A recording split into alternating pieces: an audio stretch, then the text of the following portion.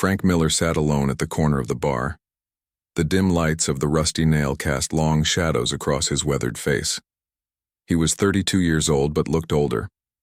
3 tours in Afghanistan had left their mark on him. A scar ran down the side of his face from his temple to his jaw. His eyes constantly scanned the room.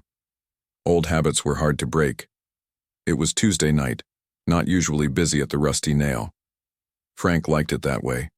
His regular bar was closed for repairs, so he had walked an extra 6 blocks to find somewhere quiet to drink his beer in peace. Diane Clark wiped the counter near him. "Another one, Frank?" she asked, pointing to his nearly empty glass. Frank nodded. "Thanks, Diane." His voice was soft but clear. Diane had known Frank since high school before he joined the Marines. She was one of the few people who didn't ask him about the war. The door to the bar swung open. A cold blast of October air swept in, followed by 5 men. They were loud and already drunk. Frank didn't turn to look, but he saw them in the mirror behind the bar. The one in front had a snake tattoo crawling up his neck.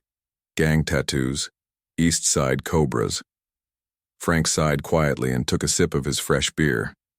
"Turn that music up," shouted the man with the snake tattoo.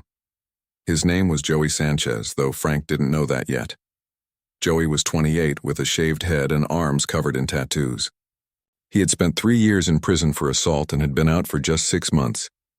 Pete Rodriguez, the bar owner, shook his head. "Music stays where it is, boys. Some folks are trying to have quiet drinks." Joey laughed too loudly. "What folks? This place is dead." He looked around and his eyes landed on Frank. Something about the quiet man in the corner bothered him. Maybe it was the military short haircut, or the way Frank sat with his back to the wall facing the door. Joey nudged his friend. "Look at G.I. Joe over there." Frank heard them but kept his eyes on his beer.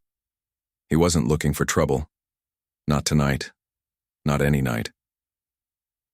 The gang members took over the pool table, shouting and cursing with each shot.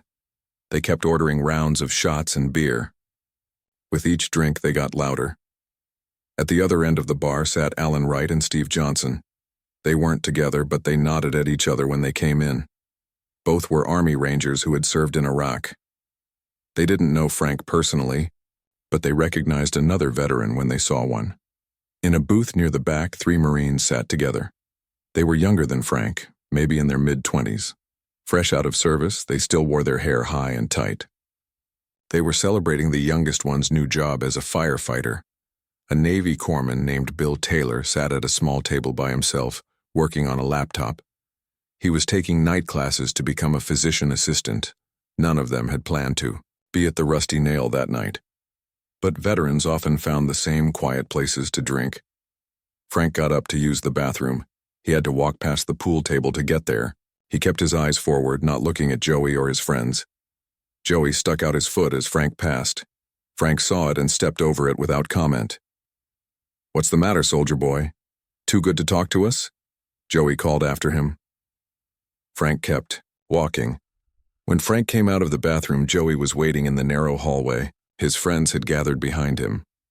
"You think you're better than us?" Joey asked, stepping close to Frank. His breath smelled of whiskey and cigarettes. "I don't think anything about you," Frank said calmly. "I'm just having a quiet drink." Joey poked Frank hard in the chest. "I saw you looking at my tattoos. You got a problem with the Cobras?" Frank shook his head. "No problem at all. I'm going back to my drink now." He tried to step around Joey, but Joey moved to block him. The hallway was too narrow for Frank to get past without touching him. "Excuse me," Frank said politely. Joey smiled, showing a gold tooth. "Make me." Frank sighed. "Look, I don't want any trouble." "Too bad, because trouble found you," Joey said, and suddenly shoved Frank hard against the wall. Frank didn't react except to steady himself. His lack of response seemed to make Joey angrier. "You think you're tough, Mr. Military Man?" Joey was almost shouting now. Frank looked Joey in the eye for the first time. "Please move." Something in Frank's calm gaze made Joey hesitate for a second. But then he remembered his friends watching. He couldn't back down now. "Or what? What are you going to do about it?" Joey taunted. Frank tried once more to walk past. This time, when Joey moved to block him, Frank simply said, "I'm going back to my seat. Now." Joey's face twisted with anger. "No, you're not." And he swung his fist at Frank's face. Frank could have dodged it easily. He had seen the punch coming from a mile away, but years of training told him that fighting back would only make things worse. So he took the hit. Joey's fist connected with his jaw, snapping his head to the side. Frank stumbled back, tasting blood where his teeth had cut the inside of his cheek. Joey's friends cheered. "Teach that military boy a lesson, Joey." Joey, encouraged by their shouts, shoved Frank again, harder this time. Frank hit the wall and slid down to one knee. The commotion drew attention from the main bar area. Pete, the owner, was the first to react. He came around the counter, a baseball bat in his hand. "That's enough," Pete shouted. "Get out of my bar now." Joey turned to Pete, his face red with anger and alcohol. "Mind your own business, old man." What Joey didn't see was that Alan Wright and Steve Johnson had also gotten up from their seats. The three Marines in the back booth were now standing. Bill Taylor, the Navy corpsman, had closed his laptop and was moving toward the hallway. Frank got to his feet, wiping blood from his lip. "It's okay, Pete, I'm fine." Joey laughed. "Yeah, he's fine, just got what was coming to him." He turned back to Frank, but now found himself facing not just one man but four. Alan and Steve had positioned themselves on either side of Frank. Bill had appeared behind them. "Time for you to leave," Alan said quietly to Joey. There was nothing threatening in his tone, but something in his eyes made Joey step back. Joey looked at the men now facing him. He hadn't noticed them before. They weren't big or scary looking, but the way they stood, the way they moved together without speaking, told him they weren't ordinary bar patrons. He tried to save face. "Whatever. This place sucks anyway." He pulled out his phone. "But you just made a big mistake. I got 20 brothers who'll be here in 5 minutes." Pete had already called the police, but he knew they wouldn't come quickly to this neighborhood. He made another call on his cell phone, stepping into the kitchen where he could speak privately. "Sam, it's Pete from the Rusty Nail. Got a situation here. Gang members just hit a vet. They're calling in backup. Cops won't get here in time." Sam Baker, a sergeant at the nearby Fort Hamilton base, understood immediately. "How many vets in the bar?" "6 that I can see," Pete said. "But they're outnumbered." "On it," Sam replied. "Keep them safe for 20 minutes. Outside the Rusty Nail, cars began to arrive. Music thumped from powerful speakers. Men in East Side Cobra's colors stepped out onto the sidewalk. Some carried baseball bats. One had a chain wrapped around his fist. Inside, the veterans had formed a protective circle around Frank, who was now sitting at a table holding a towel to his bleeding lip. The other bar patrons had either left or were hiding in the kitchen. Joey stood near the door, a triumphant smile on his face as he watched his gang assemble outside. He had no idea what was coming. 25 minutes after Joey's fist had connected, with Frank's jaw, the first military Humvee turned onto the street. The first military Humvee rolled to a stop at the end of the street. Its headlights cut through the evening darkness, making the gang members turn and shield their eyes. 2 more Humvees appeared from the opposite direction. Then came the transport. Trucks, large olive green vehicles with canvas covers. Within seconds, the entire block was sealed off. No one in the neighborhood had ever seen anything like it. People came out onto their porches to watch. Some took videos with their phones. The gang members stood frozen, uncertain what to do. Miguel Sanchez, Joey's older cousin and a high-ranking member of the East Side Cobras, stepped forward. He wore a leather jacket with the gang's symbol on the back, a coiled cobra ready to strike. "What is this?" Miguel shouted at the lead Humvee. "You can't just roll up in our neighborhood like this." The door of the lead Humvee opened. Captain Laura Hayes stepped out. She wore full combat gear and carried herself with authority. At 35, she had served 3 tours overseas and now worked at Fort Hamilton. She was not someone who tolerated nonsense. "This area is now under temporary military jurisdiction," she announced through a bullhorn. "All civilians must clear the street immediately." Miguel laughed, though he sounded nervous. "You can't do that. This ain't Iraq." The doors of the transport trucks opened. Soldiers in combat gear jumped out and formed a perimeter around the block. They didn't point their weapons at anyone, but their presence was intimidating enough. Inside, the Rusty Nail, Frank and the other veterans watched through the windows. Alan Wright shook his head in disbelief. "Sam really came through," Pete said, standing beside them. "I didn't expect this many." Frank frowned. "This is too much. I just got punched. They didn't need to send a small army." Joey was still near the door. His confident smile had disappeared. "What the hell?" he muttered. From another Humvee emerged Colonel John Reeves. Unlike the others, he wore a dress uniform covered in ribbons and medals. At 50, his hair was gray at the temples, but he stood straight and moved with purpose. He walked directly toward the bar, soldiers falling in step behind him. The gang members parted to let him pass, too shocked to do anything else. Miguel tried to block the colonel's path to the door. "You got no right to be here," Miguel said, trying to sound tough but failing. Colonel Reeves stopped and looked at Miguel as if he were examining an insect.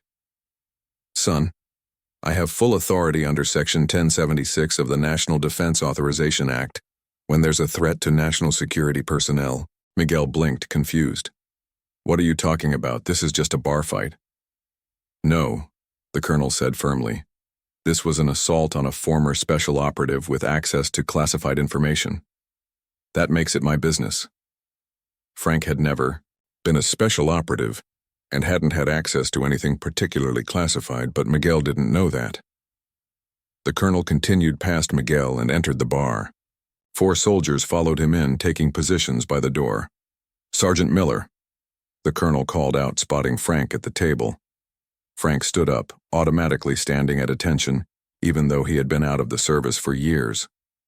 "Sir." "Colonel." Reeves walked over to him. "At ease, Sergeant, you okay?" Frank nodded. "Yes, sir, just a split lip, nothing serious." "Good to hear," the colonel said, then turned to the other veterans in the room. "Gentlemen, thank you for holding the fort." Outside, more soldiers had emerged from the transport trucks. They now lined both sides of the street. Captain Hayes was speaking into her radio, coordinating the operation with military precision. The gang members were getting nervous. This was not the usual police response they were used to dealing with. Some began to drift away, getting into their cars and driving off. Others stood their ground but kept their distance from the soldiers. Miguel was still trying to figure out what was happening. He pulled out his phone and started to make a call. A soldier approached him. "Sir, I need you to put the phone away." Miguel ignored him and kept dialing. The soldier reached out and took the phone from Miguel's hand. "This area is under communications. Restriction, sir. No calls in or out." Miguel's face turned red with anger. "You can't do that. I know my rights." "Your rights are currently suspended under military protocol," the soldier said calmly. "You can file a complaint through proper channels later if you wish." Inside the bar, Colonel Reeves was getting details from Frank and the other veterans. Master Sergeant Ben Kelly had arrived and joined them. He and Frank had served together in Afghanistan. "You should have called me directly," Ben said to Frank. "What were you thinking, taking on the Cobras alone?" "I wasn't taking anyone on," Frank said. "I was trying to avoid a fight." Colonel Reeves nodded. "That matches what I heard. You showed restraint, Miller. Good man." Joey was still by the door, looking increasingly uncomfortable as more military personnel entered the bar. He tried to slip outside, but 2 soldiers blocked his path. "Going somewhere?" one of them asked. "I just need some air," Joey mumbled. "You'll stay right here until we sort this out," the soldier said. Outside, local police had finally arrived. They looked confused by the military presence. Captain Hayes was explaining the situation to the police sergeant in charge. "This is highly unusual," the police sergeant said. "We don't normally have military operations in residential areas." "This is a special case," Captain Hayes replied. "We have personnel at risk." The truth was, there was no real Section 1076 that gave them authority, and Frank wasn't any kind of special operative. But the show of force was so convincing that no one questioned it. Meanwhile, inside the bar, Colonel Reeves was laying out options for Frank. "We can take them all in for assaulting military personnel," the colonel said. "Military court. They won't see daylight for years." Frank shook his head.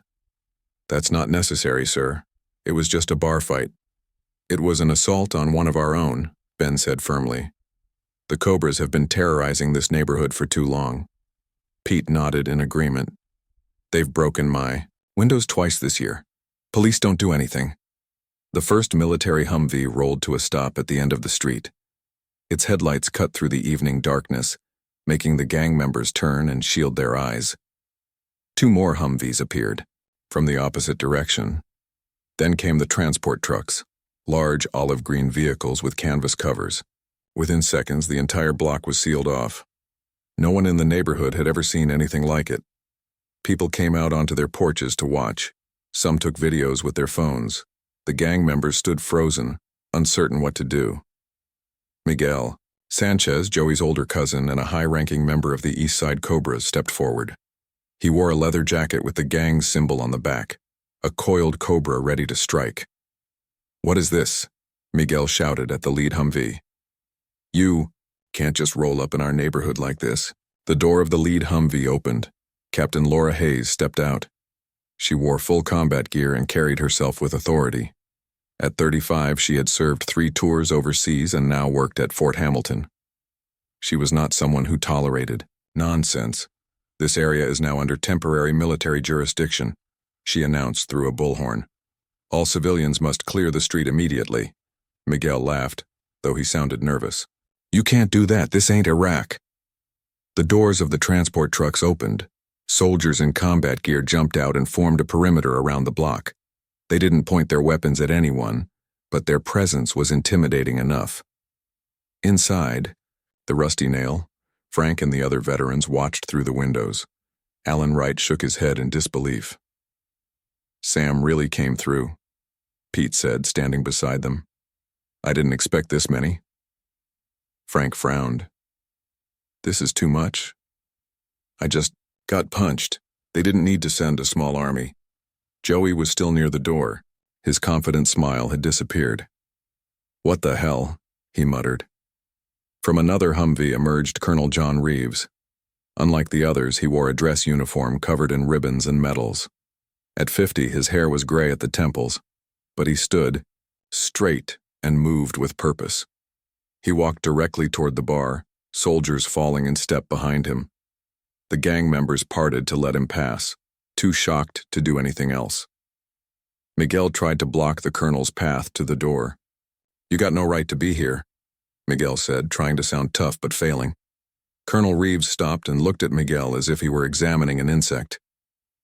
"Son, I have full authority under Section 1076 of the National Defense Authorization Act when there's a threat to national security personnel." Miguel blinked, confused. "What are you talking about? This is just a bar fight." "No," the colonel said firmly. "This was an assault on a former special operative with access to classified information. That makes it my business." Frank had never been a special operative and hadn't had access to anything particularly classified, but Miguel didn't know that. The colonel continued past Miguel and entered the bar. 4 soldiers followed him in, taking positions by the door. "Sergeant Miller," the colonel called out, spotting Frank at the table. Frank stood up, automatically standing at attention, even though he had been out of the service for years. "Sir." "Colonel." Reeves walked over to him. "At ease, Sergeant, you okay?" Frank nodded. "Yes, sir, just a split lip. Nothing serious." "Good to hear," the colonel said, then turned to the other veterans in the room. "Gentlemen, thank you for holding the fort." Outside, more soldiers had emerged from the transport trucks. The next morning, Frank woke up with a sore jaw. He touched the bruise and winced. The events of the previous night came flooding back to him. What had started as a simple night out for a quiet drink had turned into something much bigger. He hadn't asked for any of it. Frank got out of bed and walked to the bathroom. His small apartment was neat and plain. No pictures on the walls. No personal items beyond the basics. He had been living there for 2 years, but it still looked like he had just moved in. In the mirror, Frank examined the bruise on his face. It wasn't too bad. He had certainly had worse during his time in the Marines. As he brushed his teeth, his phone rang. It was an unknown number. Frank hesitated, then answered. "Miller," he said. "Frank, it's Ben Kelly." The voice was cheerful. "How's the face?" Frank rinsed his mouth. "It's fine, just a bruise." "Good. Listen, I'm calling because this thing has gotten bigger than we expected." Frank frowned. "What do you mean?" "Turn on your TV. Channel 5. Frank walked to his living room and turned on the small television he rarely used. Channel 5 was showing a morning news program. The headline at the bottom of the screen read, "Military Operation in East Side Neighborhood. Questions Raised." A reporter stood on the street outside the Rusty Nail. Last night, residents of this quiet neighborhood were surprised when military vehicles sealed off an entire city block. Sources say it was in response to an attack on military personnel, but officials have been tight-lipped about details.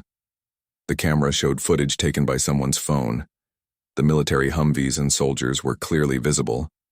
Frank sat down heavily on his couch. "This is not good." "Actually," Ben said, "it might be very good. The city council is holding an emergency meeting today about gang activity in the East Side. This got their attention in a way nothing else has." "I didn't want attention, Frank, I said. "I just wanted a quiet drink." "Well, you got more than that. Colonel Reeves wants you at the meeting. 2 o'clock at City Hall." Frank shook his head, even though Ben couldn't see him. "I don't think that's a good idea." "It wasn't a request, Frank." Ben's voice was firm. "This is bigger than you now. The East Side Cobras have been terrorizing that neighborhood for years. Maybe we can finally do something about it." After hanging up, Frank sat for a long time watching the news. They were interviewing people from the neighborhood. An old woman spoke with tears in her eyes. "I've been afraid to go out after dark for 3 years, she said. "Those gang boys sit on my steps and threaten me if I ask them to leave. Police don't do nothing." The reporter asked her about the military presence. "I felt safe for the first time in years," the woman said. "If the army wants to move in next door to me, I'd bake them cookies every day." Frank turned off the TV and got dressed. He needed to clear his head, so he decided to go for a walk. Outside, the day was cool and clear. Fall leaves crunched under his feet as he walked through the quiet streets of his neighborhood. His phone rang again. This time it was Alan Wright, the former Army Ranger he had met at the bar. "Frank, have you seen the news?" Alan asked without saying hello. "Just did," Frank replied. "It's getting out of hand. The veterans group is meeting this morning. Emergency session. We'd like you to come." Frank sighed. "Alan, I appreciate what you all did last night, but I'm not looking to join any groups." "This isn't about joining," Alan said. "It's about what happens next. The East Side Cobras won't take this lying down. They'll want revenge." Frank stopped walking. He hadn't thought about that. "You think they'd come after me?" "Maybe. Or they might target other veterans in the area. We need to be prepared." Frank thought about the old woman on the news, afraid to leave her home because of the gang. He thought about Pete and his broken windows, about Diane serving drinks while gang members made trouble. "Where's the meeting?" he asked. An hour later, Frank walked into the community center. The room was full of veterans, more than 20 of them. Some he recognized from the bar. Others were new faces. They were a mix of ages and backgrounds, but they all had one thing in common. They had served. Alan stood at the front of the room. He nodded at Frank as he entered. "Glad you could make it." Frank took a seat at the back. He didn't want to be the center of attention. Alan addressed the group. "As most of you know, we had a situation last night at the Rusty Nail. One of our own was assaulted by a member of the East Side Cobras. The response was impressive." There were a few chuckles around the room. "But now we have to deal with the aftermath. The good news is this has finally gotten the attention of City Hall. The bad news is the Cobras won't forget what happened." A man in the front row raised his hand. "I heard Joey and Miguel Sanchez were arrested. They're the leaders. Without them, maybe the gang will back off." Alan shook his head. "They're out already. Bail was set this morning. Miguel has connections. This news was met with angry mutters. "What's the plan then?" someone asked. "We're not vigilantes," Alan said firmly. "We're not going to start a war with the Cobras, but we can organize neighborhood watches, make sure our people are safe." Frank listened as they discussed schedules and areas to cover. It was like a military operation, with maps and assignments. These men and women were used to structure and purpose. They had found both in looking out for each other. After the meeting, Alan approached Frank. "What did you think?" Frank shrugged. "It's organized. Might work." "It will work better with you involved," Alan said. "You have combat experience, leadership, skills." "I'm not a leader," Frank said, "not anymore." "Once a sergeant, always a sergeant," Alan replied. "You can't turn it off even if you want to." Before Frank could respond, his phone rang. It was Ben again. "Frank, where are you?" Ben sounded worried. "At the community center. Veterans meeting." "Good. Stay there. We just got word that Miguel Sanchez made bail an hour ago. He's been making threats." Frank's instincts kicked in. "Who's he threatening?" "Everyone involved last night. You, the other vets, even Pete and Diane at the bar. But mostly Colonel Reeves for humiliating him in front of his crew." Frank felt a chill. "The colonel can take care of himself." "It's not just him I'm worried about," Ben said. "Miguel is calling in favors from other gangs. This could get ugly."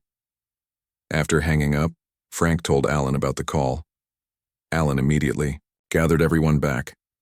"We need to set up protection details," he said. The bar, Frank's place, and Colonel Reeves. Volunteers stepped forward quickly. Frank found himself assigned to protect the Rusty Nail, along with Steve Johnson and 2 other veterans. As they were leaving, Frank pulled Alan aside. "I'm not sure this is the right approach. We're treating the symptoms, not the disease." Alan looked at him curiously. "What do you suggest?" "If Miguel is the real problem, maybe we need to deal with him directly." "You mean confront him?" "That could make things worse." Frank shook his head. "Not confront. Convince. Show him that this path leads nowhere good." Alan looked skeptical. "You think you can reason with a gang leader?" "Everyone responds to the right incentives," Frank said. "We just need to figure out what Miguel values." Before Alan could respond, there was a commotion outside. They rushed out to see a black SUV driving slowly past the community center. The windows were tinted, but they could make out several figures inside. "Cobras," one of the veterans said. "They're scouting us." The SUV drove away, but the message was clear. The East Side Cobras knew where they were, and they were watching. Frank looked around at the veterans. They were ready for whatever came next. For the first time in years, he felt needed. These people were counting on him, just like his squad had in Afghanistan. "City Council meeting is in 3 hours," Frank said. "Let's make sure we all get there in one piece." City Hall was an old stone building in the center of town. By 1:30, people were already lining up to get inside for the emergency meeting. News vans parked along the street. Reporters interviewed people as they waited to enter. Frank arrived, with Alan and several other veterans. They moved as a group, scanning the area as they approached. Old habits were coming back. Frank noticed a black SUV parked across the street, the same one that had driven past the community center earlier. "They're here," Frank said quietly to Alan, nodding toward the SUV. "I see them," Alan replied. "Stay alert." Inside the meeting room, rows of chairs faced a raised platform where the city council members sat. The room was nearly full. Frank spotted Colonel Reeves in his dress uniform talking with a woman in a business suit. Ben Kelly stood nearby. As Frank and the other veterans found seats, the door opened again. Miguel Sanchez walked in with Joey and 3 other gang members. They wore their gang colors openly. Miguel scanned the room until he saw Frank. Their eyes met. Miguel's face showed nothing, but Frank could feel the hatred coming off him. The gang members took seats at the back of the room. People around them shifted uncomfortably. The meeting began promptly at 2. Mayor Susan Rogers, a small woman with gray hair and sharp eyes, called for order. "This emergency session of the City Council has been called to address the events of last night. and the ongoing issue of gang activity in our city, she announced. We'll hear from several speakers, then open the floor for public comment. Key. First speaker was Police Chief Dan Wilson. He looked uncomfortable as he described the police response to the incident at the Rusty Nail. By the time our officers arrived, military personnel had already secured the area. He said, "While we appreciate their assistance, I must emphasize that civilian law enforcement should be the primary responders to incidents within city limits." Next was Colonel Reeves. He stood tall and spoke with authority. The military response last night was prompted by a direct threat to military personnel, he said. When one of our own is attacked, we respond.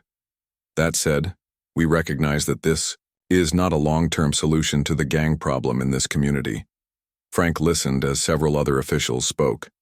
They all seemed concerned but offered few concrete solutions. Finally, members of the public were invited to speak. Pete Rodriguez from the Rusty Nail was first. "The East Side Cobras have terrorized my business for years," he said. "They break windows, threaten customers, deal drugs in my parking lot. I've called the police dozens of times. Nothing changes." Others told similar stories. An elderly woman who was afraid to walk to the grocery store. A teacher whose students couldn't play outside at recess because of gang activity nearby. A business owner who paid protection money just to stay open. Frank hadn't planned to speak, but as he listened to these stories, something shifted inside him. He stood up and walked to the microphone. "My name is Frank Miller. I'm a former Marine sergeant," he began. "What happened last night started with me. A gang member struck me because I wouldn't back down from him. My fellow veterans stood by. Me. The military came because they look after their own." Frank paused, looking around the room. "But this isn't just about veterans. It's about all of you. Everyone in this room deserves to feel safe in their neighborhood." He turned to look directly at Miguel Sanchez. "The East Side Cobras think they own these streets. They think fear gives them power, but real power comes from community. From people, standing together." Miguel stood up. "Easy to say when you got the army backing you up. Where was this community when we were growing up with nothing? Where was it when my brother got shot and nobody cared?" The room went quiet. Frank hadn't expected Miguel to speak. "You're right," Frank said. "The system failed you. It fails a lot of people. But terrorizing your own neighborhood isn't the answer." "What is the answer then?" Miguel demanded. Before Frank could respond, the doors at the back of the room burst open. A dozen young men rushed in, all wearing East Side Cobras colors. They spread out along the walls of the room. People gasped, and some tried to move away. Mayor Rogers stood up. "This is a public meeting, but I will not tolerate intimidation. Security." 2 security guards moved toward the gang members, but they were clearly outnumbered. The tension in the room was thick. Frank looked at Alan and the other veterans. They were already on their feet, ready to act if needed. Colonel Reeves had moved to stand near the mayor, his presence alone a deterrent. Miguel smiled, seeing the fear he had created. "This is our city, too. We have a right to be here." Joey stepped forward, pointing at Frank. "That man started all this. He disrespected me. And now he's trying to turn the city against us." Frank shook his head. "I didn't start anything. I was just having a quiet drink when you decided to make it something more." The mayor tried to regain control of the meeting. "Please, everyone sit down. We're here to find solutions, not create more problems." Miguel laughed. "You want solutions? Here's one. Leave us alone. The East Side is our territory. We protect our own." An older man in the audience stood up. "Protect? You call extortion and intimidation protection?" Frank recognized him as the owner of a small grocery store in the East Side neighborhood. Miguel turned to the man. "You pay us and your store doesn't get robbed. Sounds like protection to me." "That's enough," Chief Wilson said, moving toward Miguel. "This meeting will be conducted in an orderly fashion or it will be adjourned." Suddenly the side doors opened. A group of uniformed soldiers walked in, led by Captain Hayes. They didn't say anything or make any threatening moves. They simply took positions around the room, their presence changing the dynamic instantly. Miguel's confident smile faltered. The other gang members looked at each other nervously. As I was saying, the mayor continued, her voice stronger now. We're here to find solutions, and one solution I'm proposing today is increased police patrols in affected neighborhoods, funded by an emergency budget allocation. There were murmurs of approval from the audience. Additionally, she continued, we're establishing a community task force to work directly with law enforcement on addressing gang activity. This task force will include business owners, residents, and yes, veterans who have shown their commitment to this community. Frank looked at Colonel Reeves, who nodded slightly. This had been planned. The mayor looked directly at Miguel. And, for those who choose to continue down the path of violence and intimidation, let me be clear. We will use every legal means at our disposal to stop you. The days of the East Side Cobras ruling through fear are over. Miguel stood his ground, but Frank could see uncertainty in his eyes. The show of force, both military and community, was something he hadn't expected. After the meeting, people gathered in small groups outside City Hall. The veterans stayed together, watching as the gang members left in their vehicles. Colonel Reeves approached Frank. That was a good speech in there, Miller. Unplanned, I'm guessing. Frank nodded. Yes, sir. It just seemed like someone needed to say something. Sometimes that's all it takes, the colonel said. One person willing to speak up. Ben Kelly joined. Them. Miguel didn't look happy when he left. You think this is over? Frank watched as the black SUV drove away. No, it's just beginning. But now we have the whole community involved, not just veterans. Colonel Reeves put his hand on Frank's shoulder. Which is exactly what we needed. This was never a problem the military could solve alone. It needs the community to stand together. As they talked, Frank noticed a young man watching them from across the street. He wasn't wearing gang colors, but something about him seemed familiar. When the young man saw Frank looking at him, he quickly walked away. Who was that? Alan asked, noticing Frank's attention. Not sure, Frank replied. But I think I've seen him before. What Frank didn't say was where he thought he had seen the young man. In a picture on Miguel's phone, displayed briefly during the meeting. A family photo. Frank had a feeling this story was about to take another turn. 3 days after the city council meeting, Frank was helping Pete clean up the rusty nail. Business had picked up since the incident. People who had been afraid to come to the bar were now showing up to support Pete and to meet the veteran who had stood up to the East Side Cobras. Frank wasn't comfortable with the attention, but Pete was happy about the increased business. Haven't seen the place this full in years, he said as he wiped down the bar. Diane was busy serving drinks to a table of customers. Another round for the heroes, she called out to a group of veterans who had taken to gathering at the bar each evening. Frank had just finished fixing a broken chair when the door opened. The young man he had seen watching him after the city council meeting walked in. He was about 20, with short black hair and Miguel's eyes. He looked nervous. The bar went quiet as people noticed him. He wasn't wearing gang colors, but everyone was on edge these days. The young man looked around until he spotted Frank. He walked directly toward him. Alan, who was sitting at the bar, stood up. So did several other veterans. Frank held up his hand to stop them. It's okay, he said, though he wasn't sure it was. The young man stopped a few feet from Frank. Are you Sergeant Miller? He asked. Frank nodded. I am. And you are? Carlos Sanchez. Miguel is my older brother. Frank studied him. Carlos didn't have the hard look that Miguel and Joey had. No visible tattoos. He was dressed simply in jeans and a gray sweatshirt. What can I do for you, Carlos? Frank asked.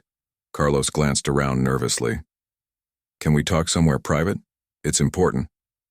Frank considered this. It could be a trap. But something about Carlos seemed genuine. Back room, Pete suggested, pointing to the small office behind the bar. Door stays open. Frank nodded and led Carlos to the office. It was small, with just a desk and 2 chairs. Pete's military service photos hung on one wall. 5 minutes, Frank said as they sat down.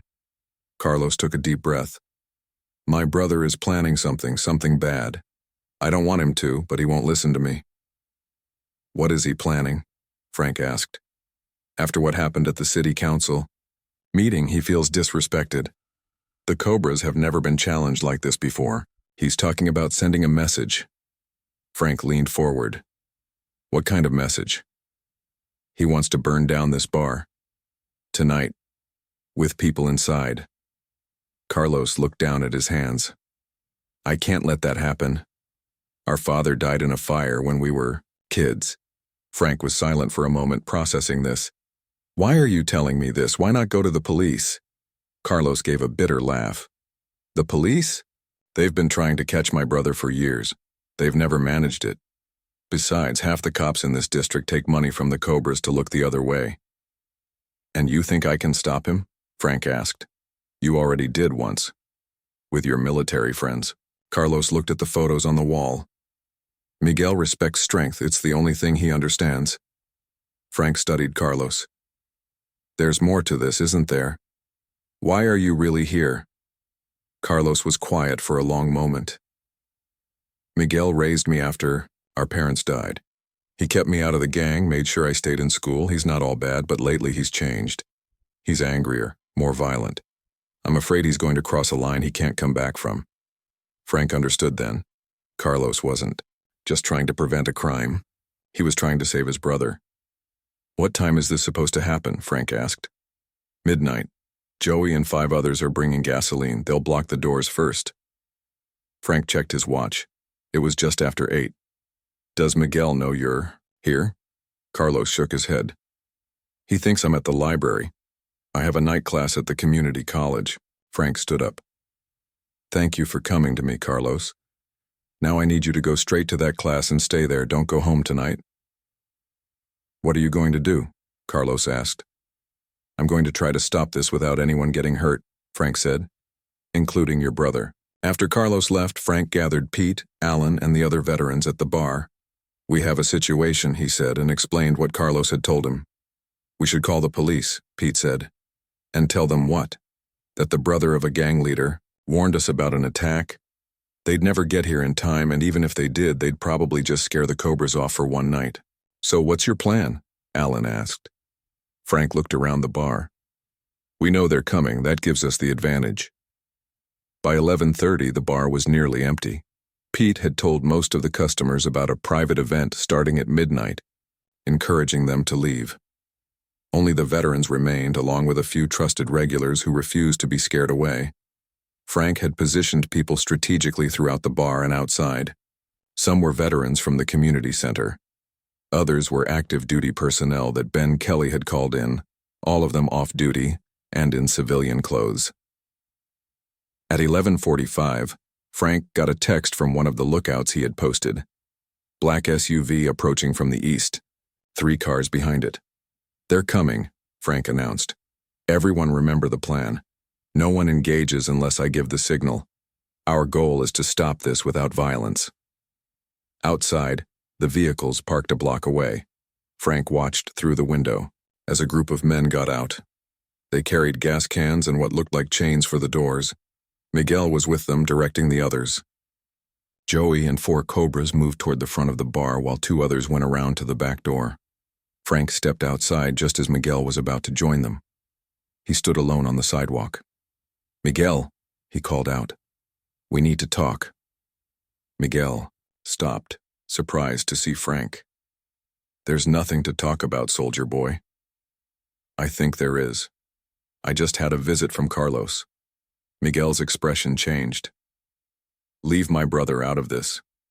He came to me, Miguel. He's worried about you. Worried you're about to make a mistake you can't undo. Miguel looked past Frank at the bar. Go back inside, Miller. This isn't about you anymore. It is about me, and Pete, and Diane, and everyone else who just wants to live in peace.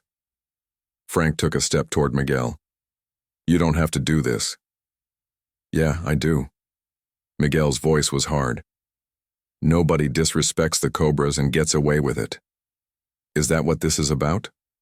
Respect? Frank shook his head.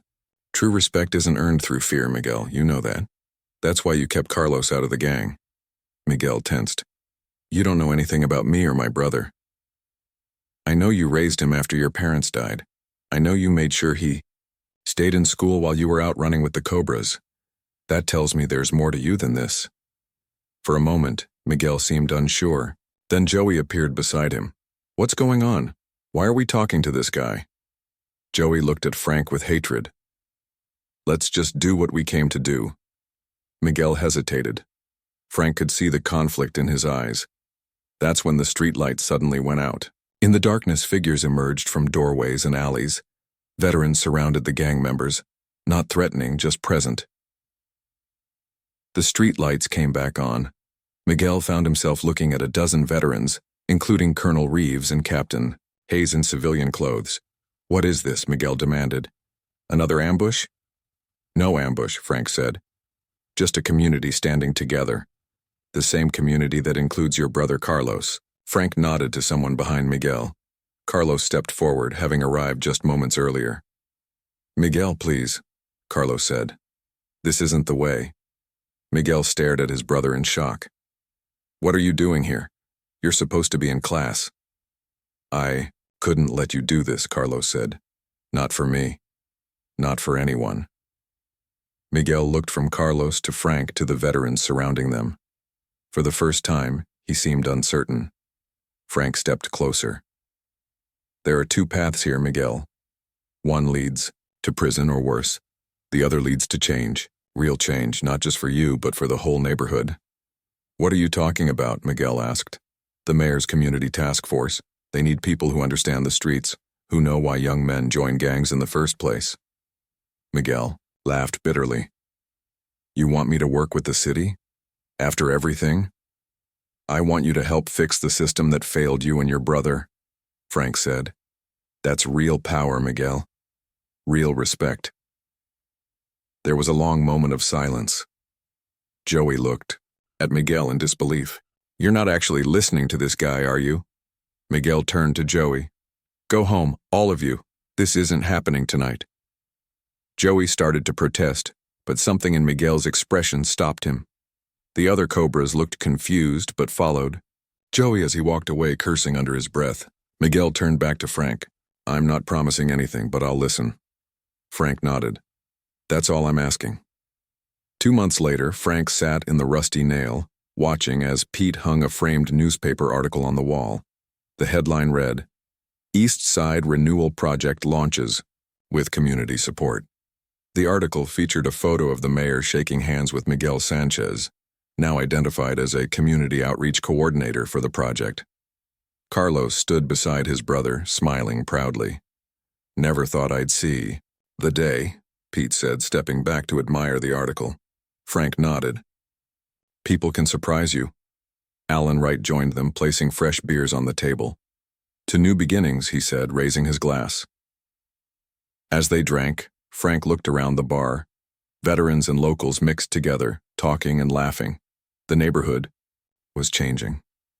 Slowly, but surely. Outside, the east side was quiet. Not the quiet of fear, but the quiet of peace. It had started with a punch in a bar.